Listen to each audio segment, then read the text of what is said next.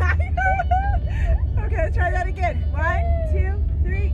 Hello, beautiful people. Corinthian here. I hope you enjoyed my new little intro this morning.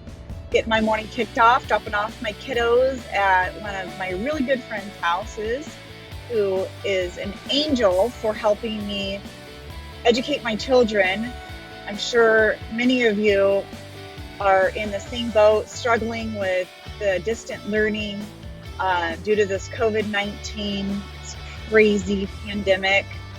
And so, yeah, that was our little journey over to her house. And this time I thought it'd be nice for the kids to greet you. So again, Corinthian here. We are starting to tackle week 6. So it's actually week 5, day 1. And I was so happy stepping on the scale this morning. Remember, my start weight was 148 pounds, and I weighed in today at 133 pounds. So what I want to put emphasis on today is self-discipline. You look up the definition of self-discipline, we take a look at it, we read it. Talks about ability. Easier said than done, right? How do we master self-discipline? I mean, the rewards of mastering it are amazing. I feel so much better. I have more energy. I feel more comfortable in my clothes. I haven't reached my goal weight yet. My goal weight is 124. That's where I have found that I have felt amazing. And in my original picture that I had posted a side-by-side of me a little over a year ago, where I felt great about myself, I weighed in at 124. So I'm trying to get back to that. In the interim, I am continuing to try to master self-discipline. And that's a lot about what Corinthian has to do with. You know, you are the one that has to live with you for the rest of your life, so make wise choices for you, love you first. Well, how do you do that? How do you achieve that self-discipline? Some of us know, some of us don't know how to get there. Some of us are better at it than others.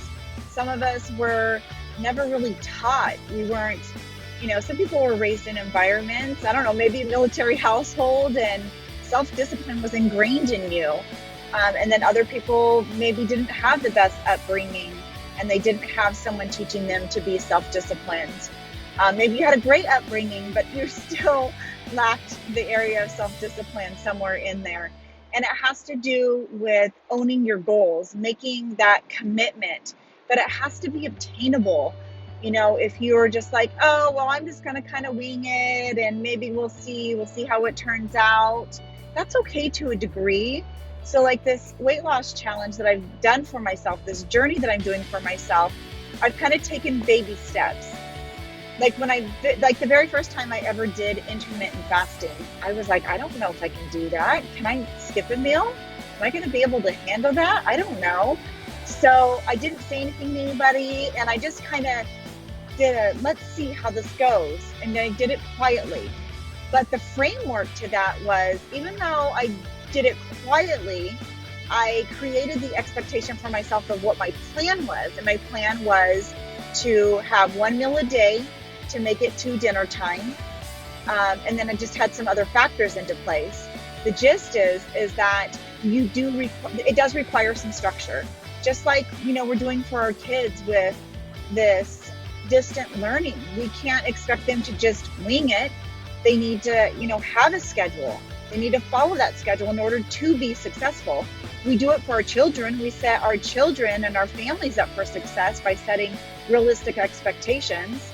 And of course, you don't want to set expectations that are too high, because if you do that, then you're going to disappoint yourself, and then disappointment can lead to anger, which can lead to sadness, which can lead to depression.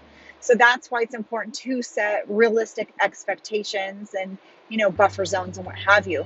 But ultimately, coming back to the self-discipline, it is really about creating an achievable goal. But it's got to have some framework. It's got to have a backbone to it. And I think you all can do it. Um, those that have joined me, I've gotten some private messages that have been wonderful, that have thanked me for sharing my journey and when I've been frustrated and what have you. And yes, I've had frustrating days. I've had days where, I am out and about or traveling and I'm with the family and I don't like what's on the menu and I've got to, kind of like, wow, I really want to have that one thing, but I know it's not going to be good for me. The reward is long term. The reward, obviously, look, it's taken 5 weeks to go from 148 to 133 for me. It didn't happen overnight. I think I'm doing pretty great with the self-discipline. Falling off the track 2 times, as I shared before, where I just kind of went crazy with the sugar and the carbs, which was a huge mistake because I had the sugar hangover. And the pros and cons to that, of course, I don't want to do that again. So the next time that I'm having that anchoring, I'm like, oh, I don't want to feel like yuckiness again. So, with that being said, I think you all know what's coming. You are the one that has to live with you for the rest of your life. So make wise choices for you. Love you first.